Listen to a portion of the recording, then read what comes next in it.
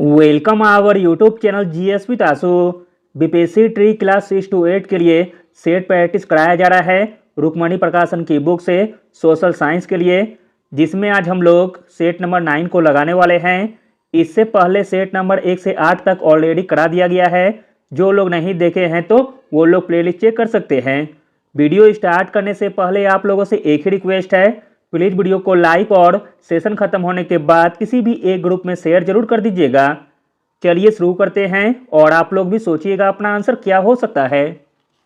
पहला प्रश्न है, 24वें जैन तीर्थकर का नाम क्या था? 24वें जैन तीर्थकर का नाम था महावीर, ऑप्शन नंबर सी। 24वें जैन तीर्थकर का नाम महावीर था। वर्धमान महावीर का जन्म 540 ईसा पूर्व में वैशाली के निकट कुंडग्राम में हुआ था। इनके पिता सिद्धार्थ तथा माता का नाम त्रिशला था।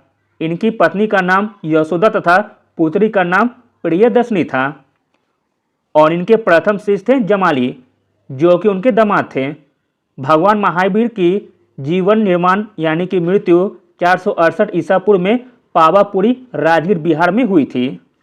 अगला प्रश्न देखते हैं, चंद्रगुप्त प्रथम के बाद गुप्त साम्राज्य की बागडोर किसने संभाली थी? चंद्रगुप्त प्रथम के बाद गुप्त साम्राज्य की बागडोर संभाली थी समुद्रगुप्त ने, ऑप्शन नंबर बी। अगला प्रश्न देखते हैं, चारों वेदों में से सबसे पुराना वेद कौन सा है? आसान सा प्रश्न है। चारों वेदों में से सबसे पुराना वेद हो जाएगा ऋग्वेद, ऑप्शन नंबर सी। चारों वेदों में से सबसे पुराना वेद ऋग्वेद है और उपनिषद की संख्या 108 है। अगला प्रश्न देखते हैं, कुतुब मीनार का निर्माण किसने पूरा करवाया था? कुतुब मीनार का निर्माण कार्य पूरा करवाया गया था इल्तुतमिश के द्वारा, जो कि ऑप्शन में नहीं है। इस प्रकार ऑप्शन नंबर ई सही हो जाएगा, उपयुक्त में से कोई नहीं। कुतुब मीनार का निर्माण कार्य इल्तुतमिश ने पूरा करवाया था। कुतुब मीनार का निर्माण कार्य प्रारंभ कुतुबुद्दीन ऐबक ने शुरू किया था। अगला प्रश्न देखते हैं, निम्नलिखित में से किस मंदिर का निर्माण राजा चोल द्वारा करवाया गया था? तो दोस्तों वह मंदिर हो जाएगा बृहदेश्वर मंदिर, ऑप्शन नंबर बी। बृहदेश्वर मंदिर का निर्माण राजा राज चोल के द्वारा करवाया गया था। चोल साम्राज्य का संस्थापक विजयालय था। अगला प्रश्न है, बहमनी साम्राज्य की स्थापना किसने की थी? प्रश्न इंपॉर्टेंट है। बहमनी साम्राज्य की स्थापना की गई थी अलाउद्दीन बहमन शाह के द्वारा, यानी कि हसन गंगू के द्वारा। बहमनी राज्य की स्थापना 1347 ईस्वी में अलाउद्दीन बहमन शाह ने की थी। अगला प्रश्न देखते हैं, किसे रबिया उद दौरानी के नाम से भी जाना जाता था? आंसर हो जाएगा option number B, दिलरास Bano Begum को। रबिया उद दौरानी के नाम से दिलरास बानो बेगम को जाना जाता था। दिलरास बानो बेगम औरंगजेब की रानी थी। बीबी का मकबरा औरंगाबाद में अवस्थित है। अगला प्रश्न देखते हैं, अकबर के द्वारा निर्मित पंचमहल डैश में स्थित है? आंसर है option number C, Fatehpur Sikri में। अकबर के द्वारा निर्मित पंचमहल फतेहपुर सीकरी में स्थित है।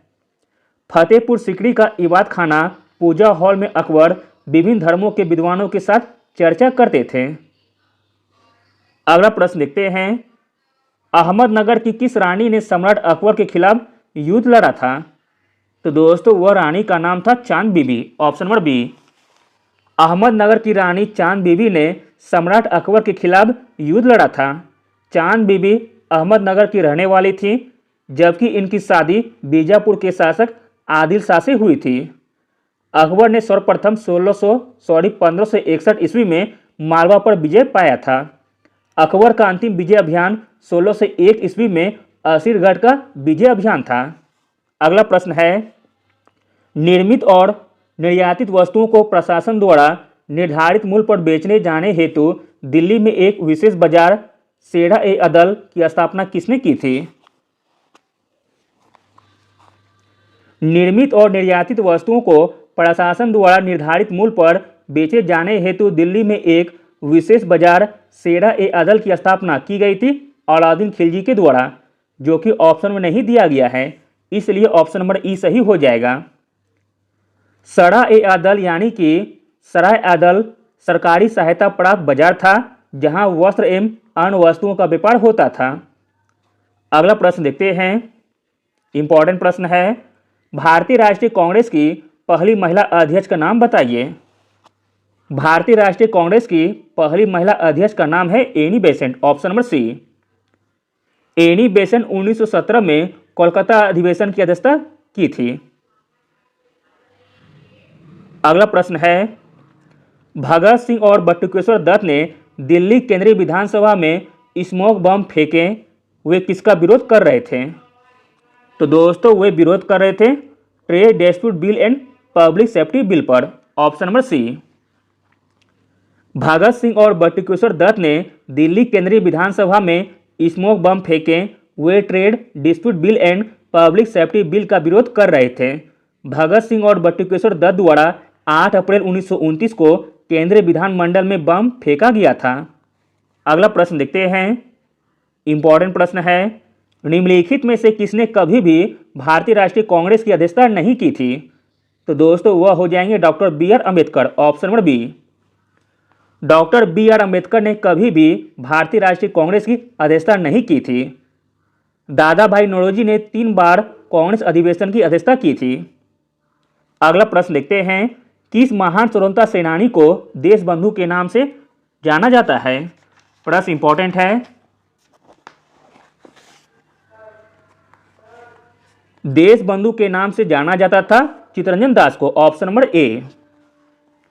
महान स्वतंत्रता सेनानी चित्तरंजन दास को देशबंधु के नाम से जाना जाता था। 1923 में CR दास तथा मोतीलाल नेहरू ने स्वराज पार्टी की स्थापना की थी। मोतीलाल नेहरू स्वराज पार्टी के महासचिव तथा चित्तरंजन दास अध्यक्ष थे। अगला प्रश्न देखते हैं, लाला लाजपत राय की मृत्यु ब्रिटिश सरकार के किस निर्णय का विरोध करते हुए हुई थी? आंसर हो जाएगा option number A, Simon Commission. Lala Lajpat Rai Lahore में साइमन कमीशन का विरोध कर रहे थे। विरोध के दौरान जेम्स स्कॉट द्वारा बेरहमी से लाठीचार्ज किया गया, जिसमें लाला लाजपत राय गंभीर रूप से घायल हुए तथा 17 नवंबर 1928 को उनकी मृत्यु हो गई। अगला प्रश्न देखते हैं, इंपॉर्टेंट प्रश्न है, उस गवर्नर जनरल का नाम बताइए जिसने पेरामाउंसी नामक नीति का आरंभ किया था। तो दोस्तों वह गवर्नर जनरल हो जाएंगे Lord Hastings, option number B. Governor general Lord Hastings ने पेरामाउंसी नामक नीति का आरंभ किया। 19वीं शताब्दी के प्रारंभ में क्षेत्रीय विस्तार हेतु कंपनी के द्वारा अपनाई गई आक्रामक नीति पेरामाउंसी नीति कहलाती है।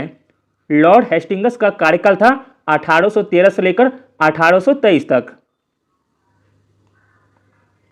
अगला प्रश्न देखते हैं, 4 स्मारक सूचीबद्ध किए गए हैं, इनमें से 3 किसी तरह से संगत हैं और एक असंगत हैं।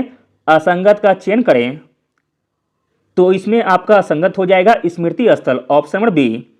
अटल बिहारी वाजपेयी को छोड़कर अन्य सभी कांग्रेस से संबंधित हैं, अंततः स्मृति स्थल असंगत है।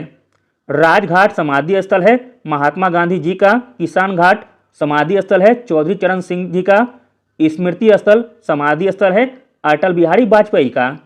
अगला प्रश्न है, इनमें से किस युद्ध ने भारत में ब्रिटिश उपनिवेशवाद की नींव रखी थी? तो दोस्तों वह युद्ध हो जाएगा प्लासी का युद्ध, ऑप्शन नंबर बी। प्लासी के युद्ध में भारत में ब्रिटिश उपनिवेशवाद की नींव रखी गई थी।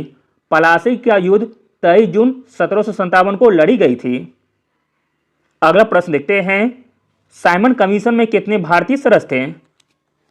आंसर हो जाएगा ऑप्शन नंबर ए, 0। साइमन कमीशन में एक भी भारतीय सदस्य नहीं थे। ब्रिटिश सरकार ने भारत शासन अधिनियम 1919 के एक्ट के कामकाज की जांच करने के लिए एक कमीशन की नियुक्ति की थी। इस कमीशन के अध्यक्ष सर जॉन साइमन थे, इसलिए यह साइमन कमीशन के नाम से जाना जाता है। इस कमीशन के सभी 7 सदस्य अंग्रेज थे, इसमें कोई भारतीय सदस्य नहीं था। इसी कारण इस कमीशन को व्हाइट कमीशन कहा गया। 3 फरवरी 1928 को साइमन कमीशन बॉम्बे पहुंचा था। अगला प्रश्न देखते हैं, उस व्यक्ति का नाम बताइए जिसने 1917 में महात्मा गांधी को चंपारण लाने में अहम भूमिका निभाई थी। तो दोस्तों वह व्यक्ति का नाम था राजकुमार शुक्ल, ऑप्शन नंबर सी। अगला प्रश्न है, विश्व का सबसे बड़ा कॉफी उत्पादक देश कौन सा है? आंसर है ऑप्शन नंबर सी, ब्राजील। विश्व का सबसे बड़ा कॉफी उत्पादक देश ब्राजील है। दक्षिण अमेरिका का देश ब्राजील को कहवा पाद भी कहा जाता है। ब्राजील के कहवा के बागों को फजेंडा कहते हैं। ब्राजील का सेंटोस बंदरगाह कॉफी बंदरगाह के नाम से जाना जाता है। विश्व में कहवा की मंडी साओ पोलो को कहा जाता है। भारत में सबसे बड़ा कॉफी उत्पादक राज्य है कर्नाटक। अगला प्रश्न देखते हैं, इनमें से किस नदी के भाग को 1988 में राष्ट्रीय जलमार्ग 2 घोषित किया गया था? तो दोस्तों वह नदी हो जाएगी ब्रह्मपुत्र नदी, जो कि ऑप्शन में नहीं दिया गया है। इस प्रकार ऑप्शन नंबर ई सही है। ब्रह्मपुत्र नदी के भाग को 1988 में राष्ट्रीय जलमार्ग 2 घोषित किया गया था। राष्ट्रीय जलमार्ग संख्या 1 इलाहाबाद और हल्दिया के बीच गंगा नदी में स्थित है। अगला प्रश्न देखते हैं, वह पुस्तक जिसमें सभी लुप्तप्राय जानवरों और पौधों का रिकॉर्ड रखा जाता है उसे डैश कहते हैं? तो दोस्तों उसे कहते हैं red data book. Option number B. Red data book जो कि IUCN जारी करता है। अगला प्रश्न देखते हैं, निम्नलिखित में से किस भारतीय राज्य की सीमाएं नेपाल की सीमा के साथ नहीं लगती है? तो दोस्तों वह राज्य हो जाएगा Jharkhand. Option number B. Jharkhand राज्य की सीमा नेपाल की सीमा के साथ नहीं लगती है। नेपाल के साथ सीमा बनाने वाले भारतीय राज्य हैं उत्तराखंड, उत्तर प्रदेश, बिहार, पश्चिम बंगाल तथा सिक्किम। अगला प्रश्न देखते हैं, इंपॉर्टेंट प्रश्न है, विश्व के कुल पृष्ठीय क्षेत्रफल में भारत का कितना हिस्सा है? विश्व के कुल पृष्ठीय क्षेत्रफल में भारत का हिस्सा है 2.4%। अगला प्रश्न है, 1982 में भारत सरकार के द्वारा निम्नलिखित में से किसे समुद्री संरक्षण के लिए राष्ट्रीय उद्यान घोषित किया गया था? आंसर हो जाएगा ऑप्शन नंबर बी, कच्छ की खाड़ी को। 1982 में भारत सरकार के द्वारा कच्छ की खाड़ी को समुद्री संरक्षण हेतु समुद्री राष्ट्रीय उद्यान घोषित किया गया था। कच्छ की खाड़ी भारत के पश्चिमी तट पर गुजरात राज्य में है। अगला प्रश्न देखते हैं, उत्तर ध्रुवीय वृत्त से भूमध्य रेखा तक जाने के लिए किसी व्यक्ति को वायुम के किस क्रम से गुजरना होगा? तो दोस्तों वह क्रम हो जाएगा टुंड्रा, टैगा, फिर समशीतोष्ण वन और लास्ट में हो जाएगा उष्णकटिबंधीय वर्षा वन। उत्तर ध्रुवीय वृत्त से भूमध्य रेखा तक जाने के लिए किसी व्यक्ति को वायुम के टुंड्रा, टैगा, समशीतोष्ण वन, उष्णकटिबंधीय वर्षा वन क्रम से गुजरना होगा। अगला प्रश्न है, औद्योगिक नीति संकल्प 1956 ने उद्योगों को डैश श्रेणियों में वर्गीकृत किया है? आंसर है ऑप्शन नंबर ए, 3 श्रेणियों में। औद्योगिक नीति संकल्प 1956 ने उद्योगों को 3 श्रेणियों में वर्गीकृत किया है। अगला प्रश्न है, उस योजना का नाम बताइए जो 18 से 70 वर्ष की आयु वर्ग के लोगों को दुर्घटनावश मृत्यु या पूर्ण विकलांगता के मामले में 2 लाख का और आंशिक विकलांगता के मामले में 1 लाख का जोखिम कवरेज प्रदान करती है। तो दोस्तों वह योजना का नाम है प्रधानमंत्री सुरक्षा बीमा योजना, जिसको लॉन्च किया गया था वर्ष 2015 में, जबकि अटल पेंशन योजना की शुरुआत 9 मई 2015 को की गई थी। प्रधानमंत्री जीवन ज्योति बीमा योजना की शुरुआत 9 मई 2015 को की गई थी। अगला प्रश्न देखते हैं, निम्नलिखित में से किस बहुउद्देशीय परियोजना का निर्माण नर्मदा नदी पर किया गया है? आंसर हो जाएगा ऑप्शन नंबर ए, सरदार सरोवर परियोजना का। सरदार सरोवर बहुउद्देशीय परियोजना का निर्माण नर्मदा नदी पर किया गया है। अगला प्रश्न देखते हैं, कामेट, नामचा बड़वा, गुड़ला मंदाता निम्न में से किसके नाम हैं? आंसर है ऑप्शन नंबर बी, हिमालय की पर्वत चोटियां हैं। अगला प्रश्न है, काठियावाड़ प्रायद्वीप डैश का भौगोलिक और सांस्कृतिक विस्तार है? आंसर है ऑप्शन नंबर ए, अहमदाबाद का। काठियावाड़ प्रायद्वीप अहमदाबाद का भौगोलिक और सांस्कृतिक विस्तार है। काठियावाड़ प्रायद्वीप सौराष्ट्र में स्थित है। अगला प्रश्न देखते हैं, प्लूटो ग्रह की खोज किसने की थी? प्लूटो ग्रह की खोज की गई थी क्लॉड टॉम्बो के द्वारा। Option number B. अगला प्रश्न है, दुनिया का पहला आधिकारिक एयरमेल फरवरी 1911 में डैश से डैश भेजा गया था? आंसर है ऑप्शन नंबर सी, इलाहाबाद से नैनी तक। दुनिया का पहला आधिकारिक एयरमेल फरवरी 1911 में इलाहाबाद से नैनी भेजा गया था। अगला प्रश्न देखते हैं, इंपॉर्टेंट प्रश्न है, इनमें से कौन सी पर्वत श्रृंखला स्विट्जरलैंड में स्थित है? आंसर है option number C, Alps. Alps पर्वत श्रृंखला स्विट्जरलैंड में स्थित है। अगला प्रश्न देखते हैं, इनमें से कौन सा जलडमरू मध्य रूस और संयुक्त राज्य अमेरिका के एक राज्य के बीच स्थित है? तो दोस्तों वह जलडमरू मध्य हो जाएगा बेरिंग जलडमरू मध्य, ऑप्शन नंबर बी। बेरिंग जलडमरू मध्य रूस तथा संयुक्त राज्य अमेरिका की एक राज्य के बीच स्थित है। बेरिंग जल संधि बेरिंग सागर और चुक्ची सागर को जोड़ती है। बेरिंग जल संधि अलास्का और रूस के बीच स्थित है। बेरिंग जल संधि से होकर अंतर्राष्ट्रीय तिथि रेखा गुजरती है। अगला प्रश्न लिखते हैं, अगला प्रश्न है, अल नीनो के संबंध में निम्नलिखित में से कौन सा कथन सही है? अल नीनो के संबंध में जो कथन सही है वह है ऑप्शन नंबर सी, यह प्रशांत महासागर के पृष्ठीय जल का असमान रूप से गर्म होना है। अगला प्रश्न लिखते हैं, निम्नलिखित में से कौन सा विकल्प टोंगिया प्रणाली का उचित वर्णन करता है? तो दोस्तों वह विकल्प हो जाएगा ऑप्शन नंबर ए, यह लगाए गए पेड़ों की पंक्तियों के बीच कृषि फसलों को उगाने की एक प्रणाली है, टोंगिया प्रणाली। विकल्प में टोंगिया प्रणाली का उचित वर्णन करता है कि यह लगाए गए पेड़ों की पत्तियों के बीच कृषि फसलों को उगाने की एक प्रणाली है। टोंगिया प्रणाली का अंग्रेज बर्मा में खूब इस्तेमाल करते थे। अगला प्रश्न देखते हैं, भारत के पूर्वी तट में ज़्यादातर किस प्रकार की मिट्टी पाई जाती है? आंसर है ऑप्शन नंबर बी, जलोढ़ मिट्टी। भारत के पूर्वी तट में ज़्यादातर जलोढ़ मिट्टी पाई जाती है। जलोढ़ मिट्टी भारत की मुख्य मिट्टी है। नाइट्रोजन और फास्फोरस का जलोढ़ मिट्टी में कमी पाई जाती है। जलोढ़ मिट्टी बहुत उपजाऊ मिट्टी होती है। अगला प्रश्न है, तिब्बती पठार डैश का सबसे अच्छा उदाहरण है? तिब्बती पठार उदाहरण है अंतर पर्वतीय पठार का, ऑप्शन नंबर ए।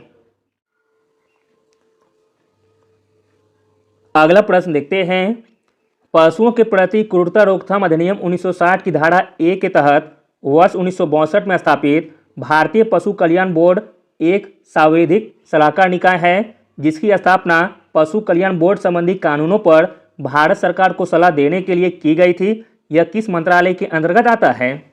आंसर है ऑप्शन नंबर बी, पर्यावरण वन एवं जलवायु परिवर्तन मंत्रालय के अंतर्गत। अगला प्रश्न देखते हैं, वर्तमान विनिमय दरों और मूल्यों पर किसी अन्य मुद्रा की सापेक्ष किसी मुद्रा की क्रय क्षमता को क्या कहा जाता है? आंसर है ऑप्शन नंबर बी, वास्तविक विनिमय दर। वर्तमान विनिमय दरों और मूल्यों पर किसी अन्य मुद्रा के सापेक्ष किसी मुद्रा की क्रय क्षमता को वास्तविक विनिमय दर कहा जाता है। अगला प्रश्न है, निम्नलिखित में से क्या सार्वजनिक क्षेत्र की एक इकाई नहीं है?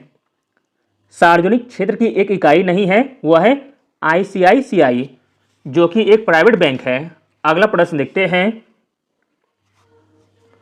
31 अक्टूबर 2020 तक प्राप्त जानकारी के अनुसार अंतर्राष्ट्रीय मुद्रा कोष में कितने सदस्य देश शामिल हैं?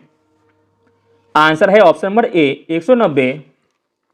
IMF की स्थापना की गई थी 27 दिसंबर 1945 को और इसका मुख्यालय है वाशिंगटन DC में।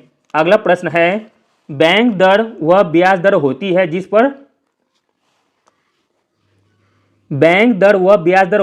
जिस पर केंद्रीय बैंक वाणिज्य बैंकों को ऋण देती है। अगला प्रश्न देखते हैं, इनमें से कौन सी समिति भारत में कर सुधारों से संबंधित है? भारत में कर सुधारों से संबंधित समिति हो जाएगी राजा चलैया समिति, ऑप्शन नंबर ए। अगला प्रश्न देखते हैं, बॉम्बे स्टॉक एक्सचेंज किस सड़क पर स्थित है? इंपॉर्टेंट प्रश्न है। बॉम्बे स्टॉक एक्सचेंज स्थित है दलाल स्ट्रीट पर, option number B. Bombay stock exchange Dalal street सड़क पर स्थित है।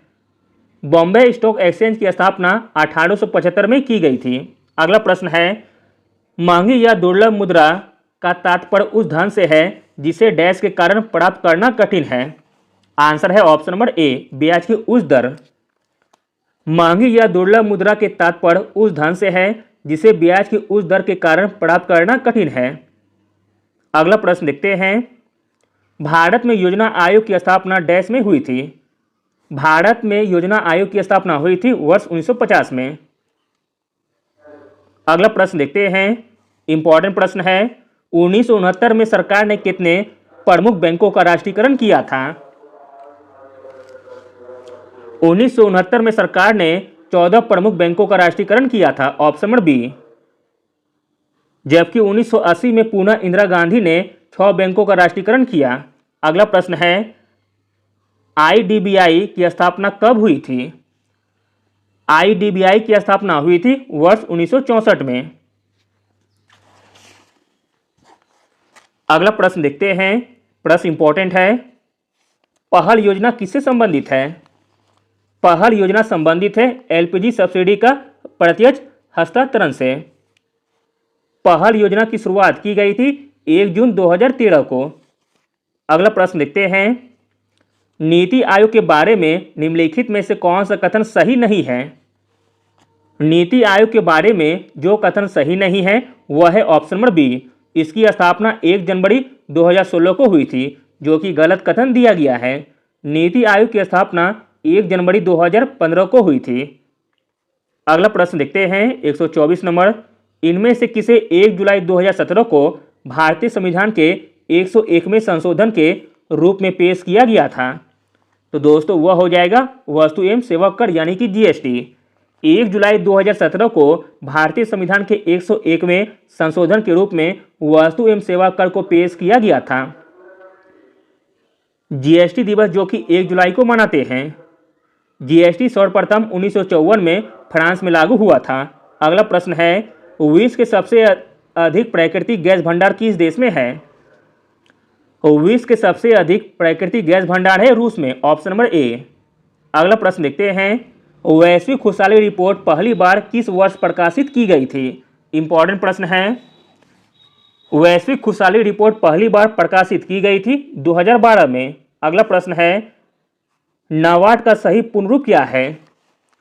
नाबार्ड का सही पूर्ण रूप है national bank for agriculture and rural development. NABARD की स्थापना 12 जुलाई 1982 को की गई थी। नाबार्ड कृषि क्षेत्र का सर्वोच्च संस्था है। सी ब्राह्मण समिति की सिफारिश पर नाबार्ड की स्थापना की गई थी। अगला प्रश्न देखते हैं, भारत की केंद्र सरकार द्वारा भारतीय योजना आयोग को कब भंग किया गया था? आंसर है ऑप्शन नंबर सी, 2014 में। अगला प्रश्न है, भारत का अधिकांश विदेशी व्यापार कैसे होता है? भारत का अधिकांश विदेशी व्यापार होता है समुद्री और हवाई मार्गों के माध्यम से। अगला प्रश्न है, डैश भारत का सबसे पुराना व्यापार संघ है? भारत का सबसे पुराना व्यापार संघ है AITUC। All India trade union Congress की स्थापना 1920 ईस्वी में बम्बई में की गई थी। इस अधिवेशन की अध्यक्षता लाला लाजपत राय ने की थी और इसका प्रथम महासचिव दीवान चमन लाल था। AITUC का संस्थापक था नारायण मल्हार राव जोशी। अगला प्रश्न देखते हैं, भारतीय संविधान की 8वीं अनुसूची में कितनी भाषाओं को सूचीबद्ध किया गया है? आंसर है ऑप्शन नंबर सी, 22 भाषाओं को। अगला प्रश्न है, भारतीय संविधान के अनुच्छेद डैश के अंतर्गत हिंदी को संघ की राजभाषा घोषित किया गया? तो दोस्तों वह अनुच्छेद है अनुच्छेद 343। भारतीय संविधान के अनुच्छेद 343 के अंतर्गत हिंदी को संघ की राजभाषा घोषित किया गया है। अनुच्छेद 343 संघ की राजभाषा हिंदी और लिपि देवनागरी है। अनुच्छेद 345 राज्य की राजभाषा या राजभाषाएं हैं। अनुच्छेद 350 को प्राथमिक स्तर पर मातृभाषा में शिक्षा की सुविधाएं प्रदान करती है। अगला प्रश्न देखते हैं, भारतीय संविधान का कौन सा संशोधन मौलिक अधिकार के रूप में संपत्ति के अधिकार के उन्मूलन से संबंधित है? तो दोस्तों वह संशोधन है 44वां संशोधन, जो कि ऑप्शन में नहीं दिया गया है। इस प्रकार ऑप्शन नंबर ई सही है, उपयुक्त में से कोई नहीं।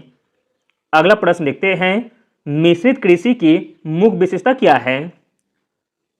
मिश्रित कृषि की मुख्य विशेषता है पशुओं का पालन और फसलों की खेती एक साथ करना, ऑप्शन नंबर सी। अगला प्रश्न देखते हैं, किस संवैधानिक संशोधन के द्वारा संविधान में मूल कर्तव्यों को जोड़ा गया? आंसर है ऑप्शन नंबर सी, 42वां संशोधन के द्वारा। 42वां संविधान संशोधन के द्वारा संविधान में मूल कर्तव्यों को जोड़ा गया था। मूल कर्तव्य को सरदार स्वर्ण सिंह समिति की संस्तुति के आधार पर 42वें संविधान संशोधन अधिनियम 1976 के द्वारा जोड़ा गया था। अगला प्रश्न है, भारतीय संविधान निम्नलिखित में से कौन सा मौलिक अधिकार की गारंटी नहीं देता है?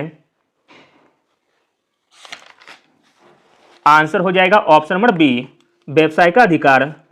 भारतीय संविधान व्यवसाय के अधिकार, मौलिक अधिकार की गारंटी नहीं देता है। भारतीय संविधान के भाग 3 में अनुच्छेद 12 से 35 तक मौलिक अधिकार की व्याख्या है। अगला प्रश्न देखते हैं, यदि लोगों के एक विशेष समूह को केरल में तेलुगु माध्यम के स्कूल खोलने की अनुमति नहीं दी जाती है तो इसे किस मौलिक अधिकार का उल्लंघन माना जाएगा? आंसर है ऑप्शन नंबर बी, सांस्कृतिक एवं शैक्षणिक अधिकार। यदि लोगों के एक विशेष समूह को केरल में तेलुगु माध्यम के स्कूल खोलने की अनुमति नहीं दी जाती है तो इसे सांस्कृतिक एवं शैक्षणिक अधिकार का उल्लंघन माना जाएगा। भारतीय संविधान के अनुच्छेद 30 के तहत किसी भी अल्पसंख्यक समुदाय के लोगों को शिक्षण संस्थान की स्थापना करने एवं उसके प्रशासन की चलाने का अधिकार देता है। अगला प्रश्न देखते हैं। अगला प्रश्न है, नगर पालिका का सदस्य बनने के लिए आवश्यक न्यूनतम आयु भारत के संविधान में निर्धारित किए गए अनुसार डैश है। आंसर है ऑप्शन नंबर ए, 21 वर्ष। नगर पालिका का सदस्य बनने के लिए आवश्यक न्यूनतम आयु 21 वर्ष है। अगला प्रश्न देखते हैं, राष्ट्रीय मानवाधिकार आयोग का अध्यक्ष कौन होता है? राष्ट्रीय मानवाधिकार आयोग का अध्यक्ष होता है भारत के सेवानिवृत्त उच्चतम न्यायालय के मुख्य या अन्य न्यायाधीश, ऑप्शन नंबर सी। अगला प्रश्न देखते हैं, भारत के राष्ट्रपति के महाभियोग की प्रक्रिया भारतीय संविधान में डैश में उल्लेखित है। आंसर है ऑप्शन नंबर बी, अनुच्छेद 61 में। अगला प्रश्न देखते हैं, राज्यसभा के बारे में इनमें से कौन सा कथन सही है? राज्यसभा के बारे में जो कथन सही है वह है ऑप्शन नंबर ए, राज्यसभा को कभी भी भंग नहीं किया जा सकता है। अगला प्रश्न देखते हैं, निम्नलिखित में से किस केंद्र शासित प्रदेश में विधानसभा है? आंसर है ऑप्शन नंबर ए। आंसर हो जाएगा आपका इसमें, आंसर हो जाएगा ऑप्शन नंबर ए, दिल्ली में। दिल्ली केंद्र शासित प्रदेश में विधानसभा है। दिल्ली विधानसभा में 70 सदस्यों का प्रावधान है। अगला प्रश्न देखते हैं, पहली बार प्रधानमंत्री पद की शपथ लेते समय इनमें से किसकी आयु सर्वाधिक थी? आंसर है option number C, Morarji Desai की। पहली बार प्रधानमंत्री पद की शपथ लेते समय सर्वाधिक आयु के मोरारजी देसाई थे। मोरारजी देसाई का जन्म 29 फरवरी 1896 को हुआ था। मृत्यु 10 अप्रैल 1995 ईस्वी को हुई थी। मोरारजी देसाई 1977 से लेकर 1979 के बीच प्रथम गैर कांग्रेसी सरकार की गठन किया था। मोरारजी देसाई जब प्रधानमंत्री बने थे उस समय उनका उम्र 80 वर्ष से अधिक था। अगला प्रश्न देखते हैं, भारतीय संविधान के किस अनुच्छेद के अनुसार प्राकृतिक पर्यावरण की सुरक्षा प्रत्येक नागरिक का मौलिक कर्तव्य है? आंसर है ऑप्शन नंबर बी, अनुच्छेद 51 का ए। भारतीय संविधान के अनुच्छेद 51A के अनुसार प्राकृतिक पर्यावरण की सुरक्षा प्रत्येक नागरिक का मौलिक कर्तव्य है। 42वें संविधान संशोधन के द्वारा संविधान में 48A जोड़ा गया था। अनुच्छेद 48 के कृषि एवं पशुपालन के संवर्धन से संबंधित है। अगला प्रश्न है, भारतीय संविधान में अनुच्छेद 35A किस वर्ष जोड़ा गया था? प्रश्न इंपॉर्टेंट है। भारतीय संविधान में अनुच्छेद 35A जोड़ा गया था 1954 में, ऑप्शन नंबर बी। अगला प्रश्न देखते हैं, जब कैबिनेट मिशन भारत आया था तो इंग्लैंड में कौन सा राजनीतिक दल सत्ता में था? आंसर है ऑप्शन नंबर ए, लेबर पार्टी। अगला प्रश्न देखते हैं, इंपॉर्टेंट प्रश्न है, संविधान के भाग 6 में अनुच्छेद डैश में राज्य विधायिका के संगठन, संरचना, अवधि, अधिकारियों, प्रक्रियाओं, विशेषाधिकारों, शक्तियों आदि से संबंधित है। तो दोस्तों वह अनुच्छेद हो जाएगा अनुच्छेद 168 से लेकर 212 तक। संविधान के भाग 6 में अनुच्छेद 168 से 212 तक राज्य विधायिका के संगठन, संरचना, अवधि, अधिकारियों, प्रक्रियाओं, विशेषाधिकारों, शक्तियां आदि से संबंधित है। अगला प्रश्न है, दीफू दर्रा कहाँ स्थित है? दीफू दर्रा अवस्थित है अरुणाचल हिमालय में, ऑप्शन नंबर बी। अगला प्रश्न देखते हैं। अगला प्रश्न है, भारत की संसद में पहला लोकपाल विधेयक कब पेश किया गया था? भारत की संसद में पहला लोकपाल विधेयक पेश किया गया था वर्ष 1968 में। अगला और अंतिम प्रश्न है, भारतीय संविधान का निम्नलिखित में से कौन सा अनुच्छेद भारत के नियंत्रक एवं महालेखा परीक्षक के लिए एक स्वतंत्र कार्यालय का प्रावधान करता है? तो दोस्तों वह अनुच्छेद है अनुच्छेद 148। भारतीय संविधान का अनुच्छेद 148 भारत के नियंत्रक एवं महालेखा परीक्षक के लिए एक स्वतंत्र कार्यालय का प्रावधान करता है।